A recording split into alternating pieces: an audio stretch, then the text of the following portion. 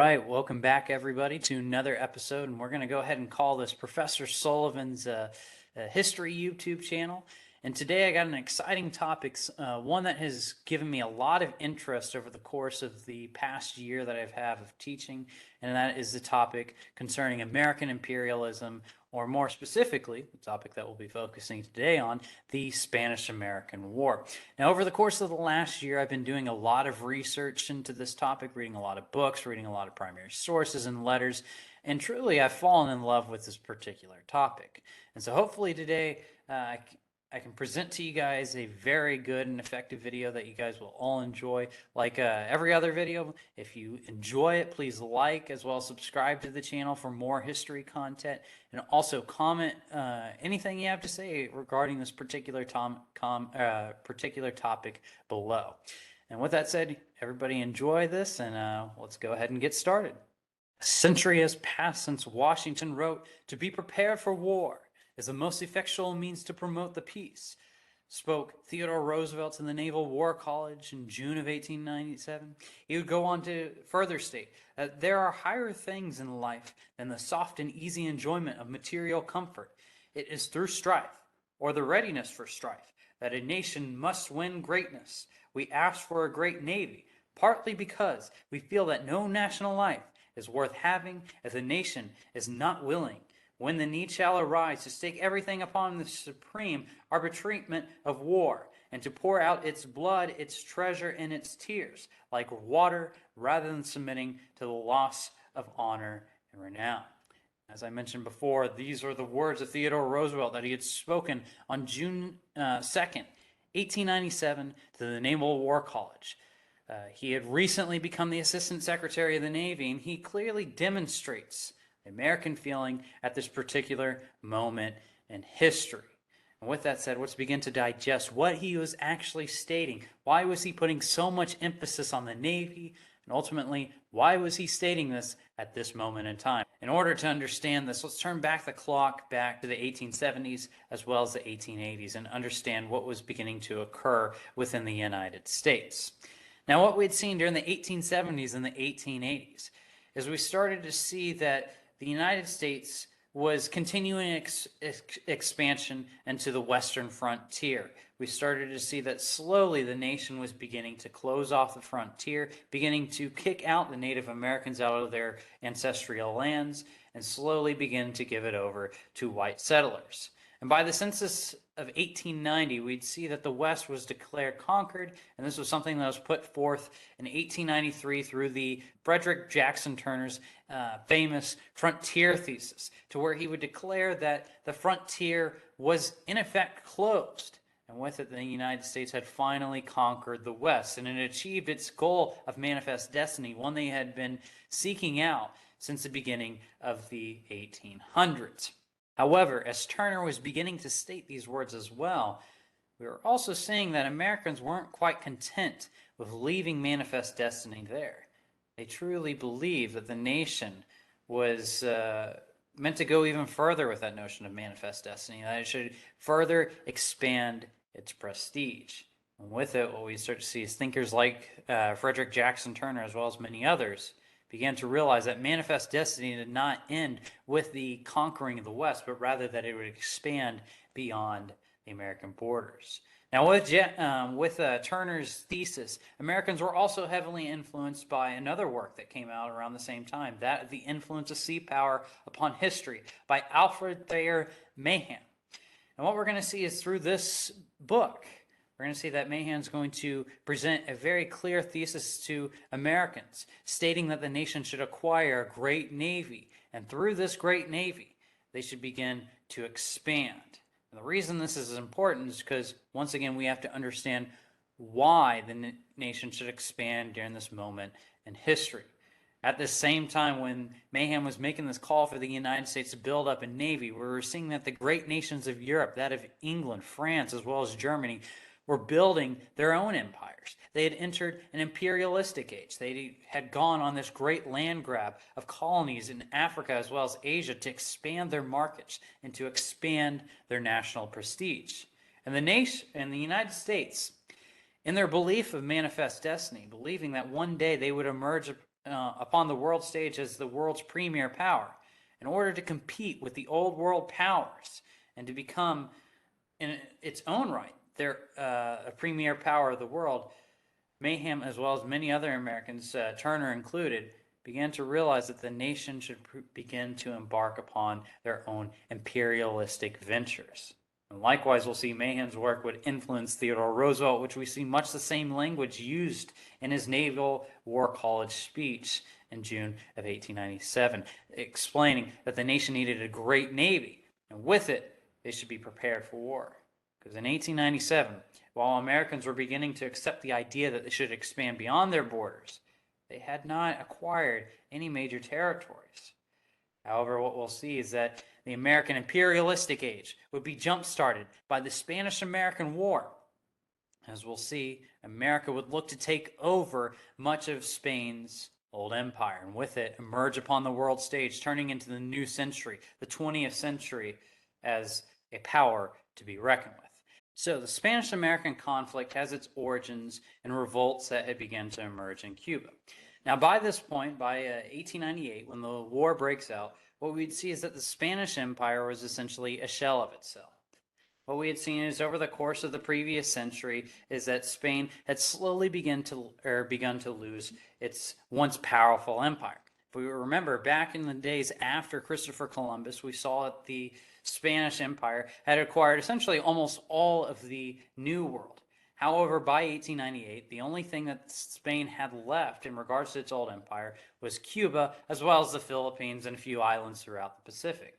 Also, Puerto Rico would be included in there as well. And so, by 1898, it was, as I mentioned, essentially a shell of itself. And what we're going to see is during the 1890s, once again, revolt is going to grip Cuba. The last real holding that the Spanish had within the New World, it would be ripped away from them come the end of the Spanish-American War.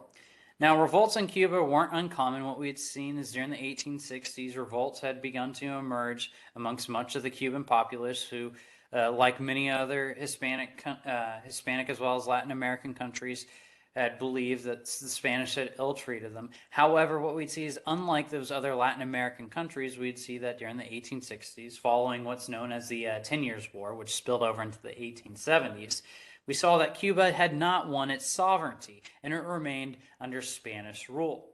However, what we'd see is there would continue to be unrest throughout Cuba during the 1890s, and we'd eventually see that once again revolt is going to grip the nation come 1895. What we're going to see is in the beginning of 1895, one Jose Marti, who was a young politician who wanted to advocate for Cuban independence, as well as Maximo Gomez, essentially almost a relic of the 10 Years' War by this point, an old general who had led rebel forces during the 10 Years' War, are going to arrive in Cuba and once again incite a rebellion. By this point, much of the native Cuban population is looking to seek at least some form of sovereignty, if not outright independence. And what we're going to quickly see is both Marti as well as Gomez is going to lead much of the military efforts, are going to look to pursue these ends, to try to get Spain to ultimately capitulate to their demands. Now, Jose Marti very early on is going to be killed by May of 1895, and therefore much of the revolution is going to fall under General Maximo Gomez, who's going to lead the Cuban rebel forces on the ground. Now, as we started to see Gomez emerge once again within Cuba, what we're going to see also is he's going to begin to burn many of the sugar plantations throughout the island. Essentially, what Gomez wants to do during his campaign in 1895 is he wants to make Cuba invaluable to Spain, to where they would give sovereignty over to the Cuban rebels, largely because it had not become profitable for the Spanish Empire. However, what we're going to see is this policy is going to lead to a harsh response, especially when we see the establishment of Spanish General I'm going to butcher his name real quick, but Valeriano Wheeler. And Wheeler is going to come into Cuba roughly 1896, and he's going to begin to implement the Reconcile Policy. Now, the Reconcile policies essentially is going to be where he's going to take much of the Cuban population, especially within the countryside, so where we saw guerrillas that were loyal to Gomez's cause, are going to be rounded up, thrown into concentration camps to where we're going to see they're going to be overseen by Spanish soldiers. Now, the reason for this Reconcile policy was so that way they could watch the rebels and therefore slowly begin to etch them out of the local population. However, what we're going to see is this is going to have very negative impacts in regards to the local Cuban population. Through this Reconcile policy, we're going to see that Weiler is going to cause small-scale genocide. What we're going to see is that roughly about 30% of those who get into these concentration camps are going to die of malnourishment. Simply, the Spanish soldiers aren't going to have enough food to feed many of these Cubans. And as a result, what we're going to also see is this is going to lead to widespread outcries throughout the United States of what was occurring within Cuba. They were seeing this as a humanitarian crisis. And by 1897, we actively see that the Reconcile policies were being published in not just the American press, but also throughout the Yellow Press, which was largely led by the likes of William Randolph Hearst and other New York journals. And with it, what we're going to see is they're going to begin to stir American sentiment towards supporting the Cuban rebels, to hopefully pushing the Spanish out of Cuba. With it, what we'd see is that the Cubans themselves would begin to establish what are known as juntas within the United States, most notably within New York City. And with it, slowly, these organizations are going to begin to win over U.S. sympathy. And by 1897, when Theodore Roosevelt gives his speech, much of the nation was actually beginning to favor going to war with Spain, something that they believed the nation needed to promote its prestige, as well as we'll see after our discussion of the war, ultimately help it recover from the American Civil War. Now, the Cuban crisis is going to begin to emerge under the Cleveland administration. However, it's largely going to be something that the McKinley administration is going to have to address once he takes the presidential office come March of 1897.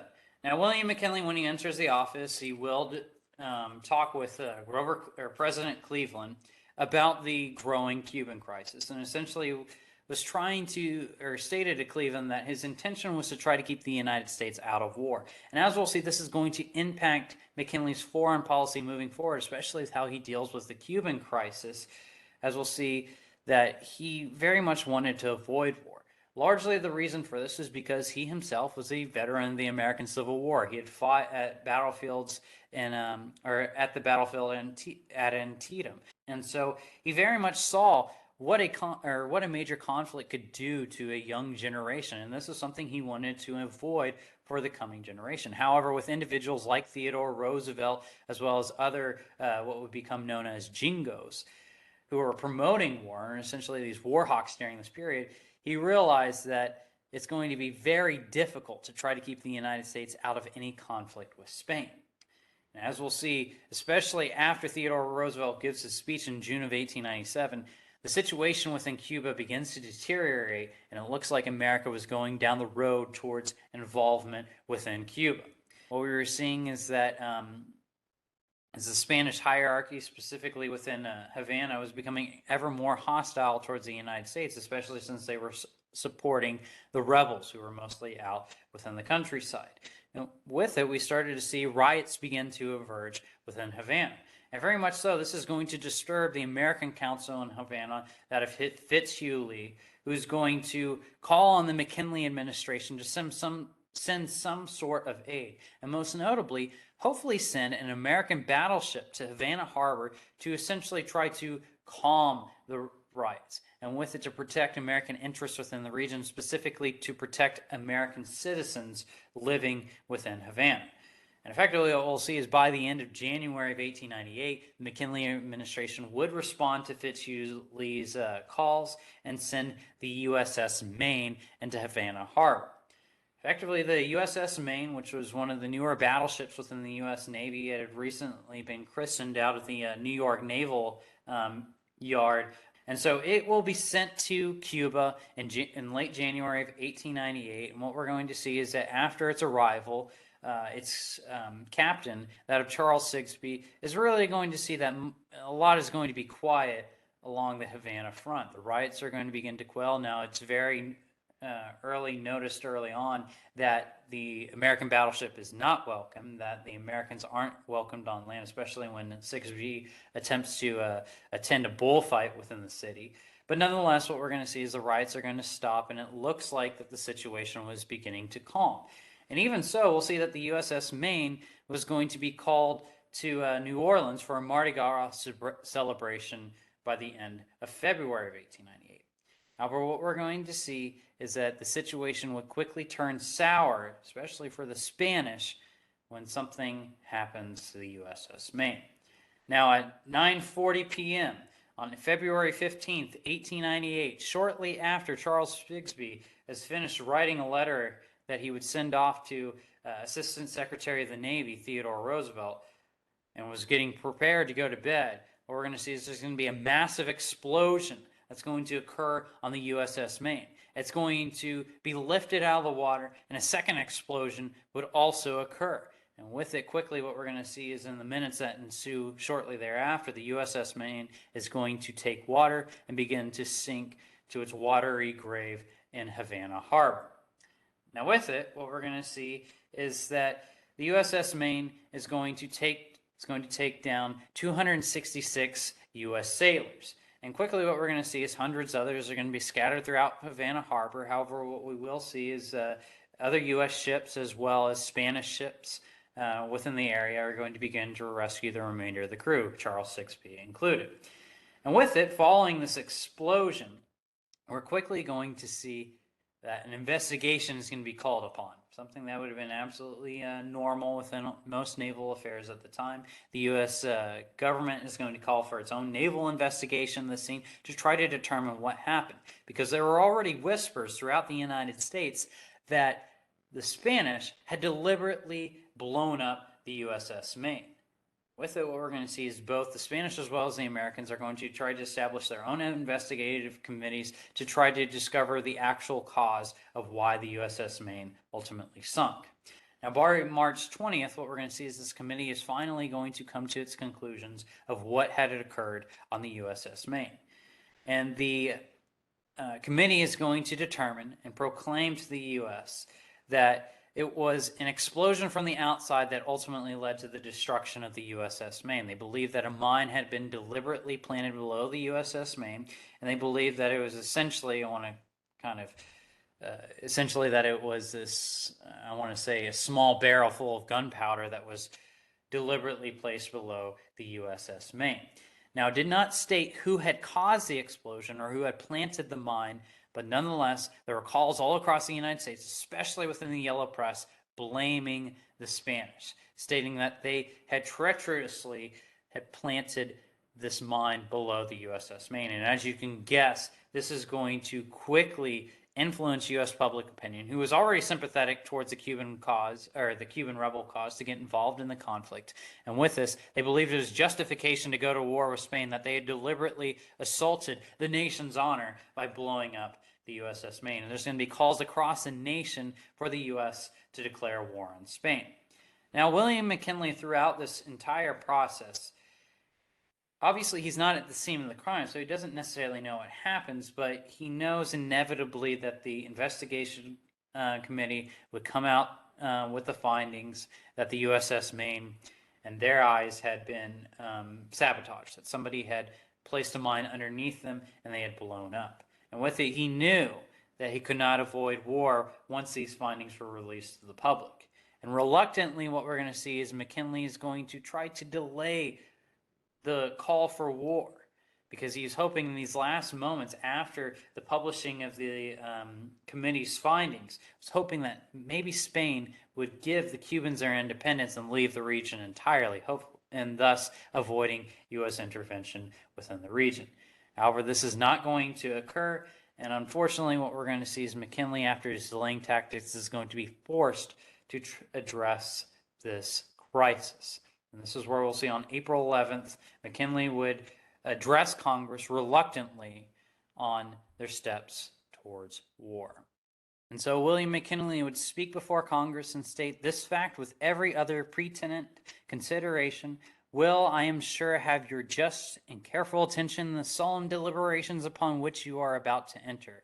If this measure attracts a successful result, then our aspirations as a Christian, peace-loving people will be realized. If it fails, it will only be another justification for our contemplated action. Very much so, what we can see through those words is William McKinley was being reluctant in his call for war, but nonetheless, he would support a war with Spain if Congress or if it was the will of Congress as well as the people. Effectively, what we're going to see is on April 13th, 1898, both the Senate as well as the House of Representatives would vote on a declaration of war. Therefore, what we'd see is by April 25th, the United States would officially sign the act declaring war on Spain. In the meantime, between April 13th and April 25th, what we'd see is two other things that emerged. Spain began their own preparations for war. They'd cut off diplomatic relations with the United States, and we also saw that the United States began to implement their own blockade of notably Havana Harbor. And with it, we slowly start to see that the United States was on a march towards war. After Congress has declared war on Spain, quickly what we're going to see is McKinley's going to have a changing attitude towards the conduct of the war. He realizes very early on that in order to conduct a successful war, he must be a very aggressive commander-in-chief. And just like one of his predecessors, that of Abraham Lincoln, he's going to aggressively call for the raising of a volunteer army because he realized that the army was ill-prepared to fight a prolonged conflict with the Spanish. He's going to call for 125,000 volunteers to enlist in the army for the duration of the conflict. And what we're going to see is after his call to build up the army, we're going to see that well over 200,000 individuals are going to approach volunteer offices, and many of them are going to be turned away because there's simply too many volunteers for the war effort. But nonetheless, what we're going to see is that the U.S., as it has in the past, would enthusiastically respond to the call for war.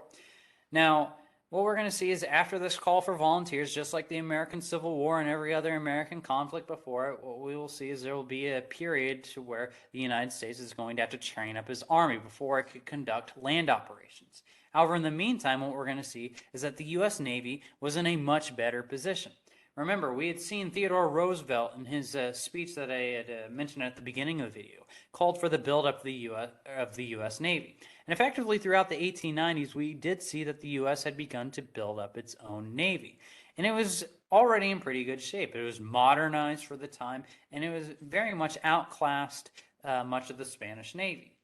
Now, at the same time as we started to see the investigation surrounding the USS Maine begin to unfold, we're also going to see that Theodore Roosevelt is going to utilize the Navy to help conduct the upcoming war with Spain. He already saw that war with Spain was inevitable, and he wanted to be prepared for it. What we're going to see is he's going to alert America's Asiatic Squadron under Commodore George Dewey and tell him to be prepared to move on Manila over in the Philippines, over in the Pacific Ocean, once the U.S. had declared war on Spain. Now remember, this conflict had originated because of the U.S. sympathies towards the Cubans. However, I guess we could say the word jingos like Theodore Roosevelt as well as Henry Cabot Lodge realized that if they go to war with Spain, why stop at Cuba? Why not take Puerto Rico and even their colonies over in the Philippines? And therefore, the U.S. could quickly emerge upon the imperialistic scene. And therefore, in these opening months, shortly after the explosion on the USS Maine, we'll see that as Assistant Secretary of the Navy, Theodore Roosevelt, who would be acting as the Secretary of the Navy for just a couple of weeks during this time, would inform George Dewey to prepare for armed operations in the event of the outbreak of war. This is something that would be approved, and we'll see that come the declaration of war, George Dewey would quickly begin to move on Manila. And with it, what we're going to see is that by the end of April and early May, George Dewey, as well as the rest of the U.S. Asiatic Squadron, would arrive off the Philippine coast, and on May 1st would engage in battle with the Spanish Navy in Manila Bay. Now, I'm not going to talk a whole lot about the tactics in regards to the battles within this war. I'm going to save that for another video. But in short, what we're going to see is George Dewey and the U.S. Navy is going to easily outmatch the Spanish Navy that's stationed within the harbor. See that the Spanish Navy would essentially be sitting ducks during this conflict, and by noon of May 1st, we'll see that George Dewey had won an easy victory. And with it, he began a prolonged blockade of Manila Bay, and he would support the Filipino rebels who, like their Cuban brethren across the globe, were having their own struggle for independence. Once again, that's a subject for another video. But anyways, what we're going to see is that once Dewey has engaged in battle in Manila Bay and he's won it come May 1st of 1898, word does not quickly reach back to the U.S. Prior to engaging at Manila Bay, he cuts the telegraph line that went out of Manila Bay. The reason being for this is he largely wanted to hopefully avoid the Spanish sending aid to Manila during this time. And effectively, he also cut off all contact with the outside world. And for the course of the next week, pretty much the United States was left in the dark of whether or not George Dewey and his Navy had been successful or if they had been destroyed, and they just didn't know it.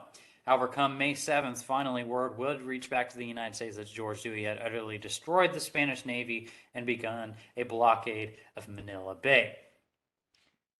Now, in the same time, after Dewey has won this great victory at Manila Bay, we'll slowly see that the war is going to kind of stalemate for the course of the next month. Once again, the U.S. is going to begin to train up its forces, especially those 125,000 volunteers that began to enlist within the Army. Most notably, we'll see amongst those volunteers would be the Rough Riders, and I'll save them for a discussion in another video in the future. But nonetheless, what we'll see is by early June of 1898, we'll see that the American troops were just trained enough to where they could finally begin a land campaign of Cuba. Now, the McKinley administration, as well as others within the Army's high commands, were concerned about invading Cuba during this point. Largely, this is why William McKinley wanted to delay the outbreak of the war, because within Cuba, beginning in early July, what we'd see is the beginning of the wet season. With it, if the U.S. were to invade Cuba during this time, we'd see that many American soldiers would die of disease, most notably that of malaria as well as yellow fever. However, nonetheless, there's going to be immense pressure amongst the McKinley administration to push forth an invasion, because they believed that if they waited too long, especially with the unknown locations of the Spanish Navy within the Caribbean, that ultimately it would spell disaster. And therefore, they're going to push Major General William Schaefer and his 5th Corps to invade Cuba sometime in the middle of June in 1898. Now, Schaefer is going to lead his 5th Corps, and then they're going to successfully invade Cuba on June 22nd, 1898, just east of Santiago on the south side of the Cuban island. They're going to slowly begin to march upon that city, engage in a few battles, and most notably engage in essentially the climax of the war, the battles at both El Caney as well as the battle at San Juan Hill. And this is the episode to where we'll see Theodore Roosevelt will lead famously his Rough Riders into action, and to where they'll defeat Spanish forces, push them back into Santiago, and begin a roughly 2.5-week long siege of the city. This would all occur on July 1st, 1898. Quickly, what we're going to see is as their siege begins, the wet season does arrive, and as we'll see, it'll make conditions miserable for the U.S. troops. However, 2 days after the U.S. troops have won this grand victory at the Battle of San Juan Hill, we'll see that the U.S. Navy would win a grand battle in Santiago Bay.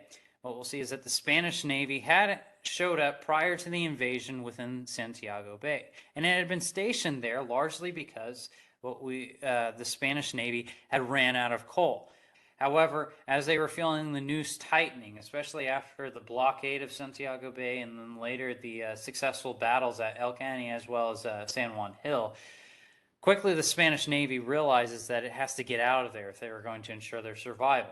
They're going to have to make a last-minute run. However, as they were beginning to flee Santiago Bay, we'll see that the U.S. fleet under William Simpson as well as Winfield Scott Shealy would easily defeat the Spanish Navy. And what we'll ultimately see is that the U.S. Navy would suffer only 2 casualties, 1 killed as well as 1 wounded during the action. And if I'm not mistaken, the 1 killed during the action actually died because of heat stroke, so not even because of enemy fire. And what we'll see is that the Spanish fleet would suffer almost about 2,000 casualties during the course of the battle. After the defeat of the Spanish Navy on July 3rd, 1898, it all but ensures the defeat of the Spanish force within Santiago. And by July 17th, we'll see that the resistance force within Santiago would finally surrender. And with its surrender, essentially the rest of Cuba was open up to a takeover by American troops as well as Cuban troops.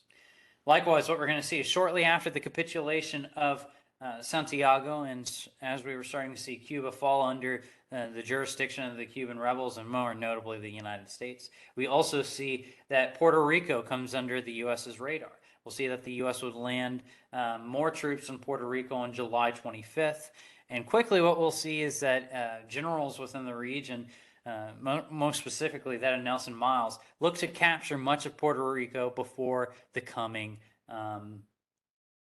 peace. Because what the Americans quickly realized, especially those who landed in Puerto Rico, was that in the next few days, the Spanish would probably sue for peace because they clearly had lost Cuba. They had lost much of, or they were beginning to lose their hold on the Philippines, and with it, they were slowly losing much of their empire. And so as a result, what we're going to see is the Puerto Rico campaign. There won't be much resistance from the Spanish forces, and we'll quickly see that American troops will take over much of Puerto Rico. Meanwhile, as all this was occurring, turning our attention back to the Pacific, we still continue to see that blockade on Manila Bay. However, we were starting to see that U.S. troops were beginning to be sent over to Manila across the Pacific Ocean. When Dewey wins his grand victory at Manila Bay on May 1st, there is no landing force that he could land on the Filipino mainland. And therefore, he has to rely upon the Filipino rebels under, I'm going to butcher his name as well, Emilio Alguinado. And he's going to have to rely on them to hold up a siege around the city and hopefully lead to its capitulation. However, Dewey wants to have U.S. troops ultimately land in the Philippines and take the capital of Manila. But anyways, as we were starting to see that these troops were coming across the Pacific, we're also going to see that a naval task force is going to try to take other Spanish holds throughout the Pacific, most notably that of the island of Guam. We'll see on June 20th, Captain Henry Glass is going to approach Guam. It's going to fire some shells into the Spanish fortifications on the island. And then what we're going to see is the Spanish forces are going to come out to Glass and his ship. Now, the reason this is interesting is we'll actually see that the Spanish garrison is going to proclaim, or they're going to actually apologize to Glass and say they could not return his salute, not realizing that he had been firing upon them in anger. And what I mean by that, firing upon in anger, essentially firing upon them in a state of hostility. Because what we'll realize is Glass, after meeting with them, realizes that the Spanish garrison at Guam didn't even realize that the United States and Spain were at war. And so he's going to have to lay out to them that they were his prisoners and that the U.S. and Spain had been in a position of war. But anyway, so far what we've seen is the U.S. has taken Guam. We'll see by August 5th, the U.S. forces would finally land in the Philippines and with it capture Manila. And we also see that the U.S. had captured much of Cuba as well as Puerto Rico. And effectively what we'd seen is they had gained the upper hand over the Spanish, carved up their empire, built their own empire in its place. And with it, the Spanish are going to quickly sue for peace. Hopefully, through the coming peace negotiations, the Spanish hope to maintain at least some semblance of their empire. However, it effectively becomes very clear during negotiations that the United States would not give back Cuba, they would not give back Puerto Rico, they would not give back Manila, and they would not give back Guam. And effectively, we'll see that through the Treaty of Paris of 1898 would give the United States control over all of these territories. In Spain, they would lose their mighty empire, and with it, the United States would build their own brand new mighty empire during this period. With the end of the Spanish-American War, what we see is the American nation had acquired its own empire. However, by acquiring this empire, it's going to leave a very complicated legacy in regards to this conflict moving forward in American history.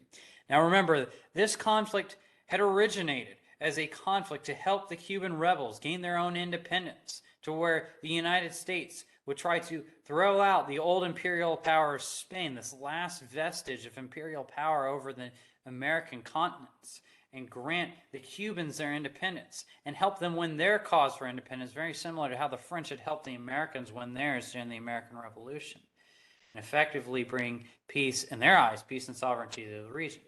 However, as we've seen through the Treaty of Paris, this wouldn't be the case. Now, Cuba, it will gain its own position of sovereignty. However, through the Platt Amendment, we'll see that the United States would establish several military forts within the region, most notably that of Guantanamo Bay, as well as state that they could get involved in Cuban affairs militarily whenever they please, and therefore they didn't really give the Cubans the full independence that they had originally sought out after.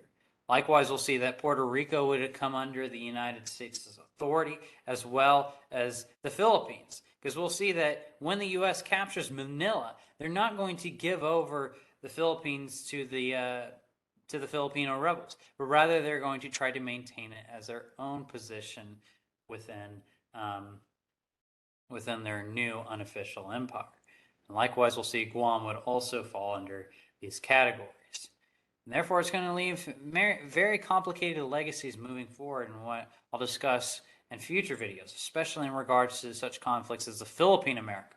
However, what we're going to see is effectively by acquiring this empire, and by defeating the Spanish, entering the new century, we'll see that the United States had emerged upon the world stage as a mighty power, effectively became one of the premier powers of the world, and as we'll see, will be heavily sought out after when we get to the First World War. However, the war was not just instrumental in leading the United States onto the world stage, but rather we'll also see the legacies of the Spanish-American War would ultimately prove detrimental for relations back home.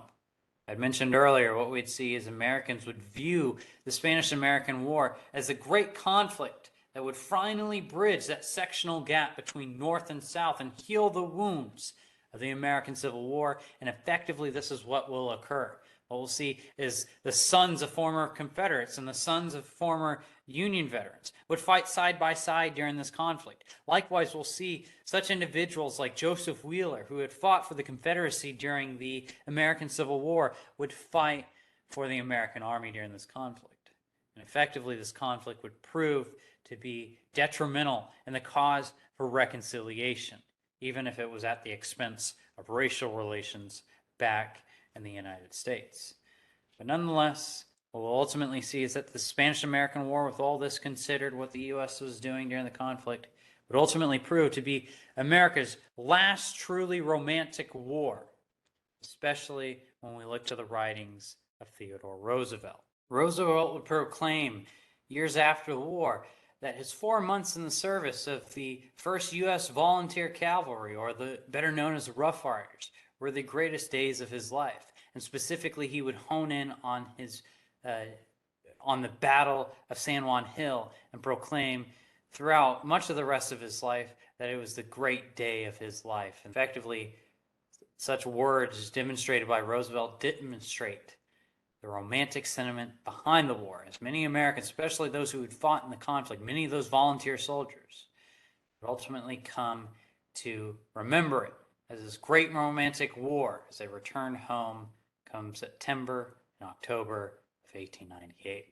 With that, that brings us about an end of our discussion over the Spanish-American War. Now, there's a lot of discussion that I want to go further into this topic, going into the battles, going into the tactics, going into the consequences of the war, specifically that of the Philippine-American War. I'll talk about all of those different topics in future videos, especially how this is going to impact the United States moving into the future, and ultimately its involvement on the world stage come World War I. But excuse me. With that said, We'll go ahead and end the video here. If you like the video, please like below, subscribe to the channel, as well as comment what are your favorite parts about this video. What are some topics you would like for me to talk about in the future, whether it's related to the Spanish-American War or some other period in American history. Hell, it doesn't even have to be related to American history. But anyways, please do all of those things. And with that said, hopefully you all have a good rest of your day after watching this video. I'll see you guys next time.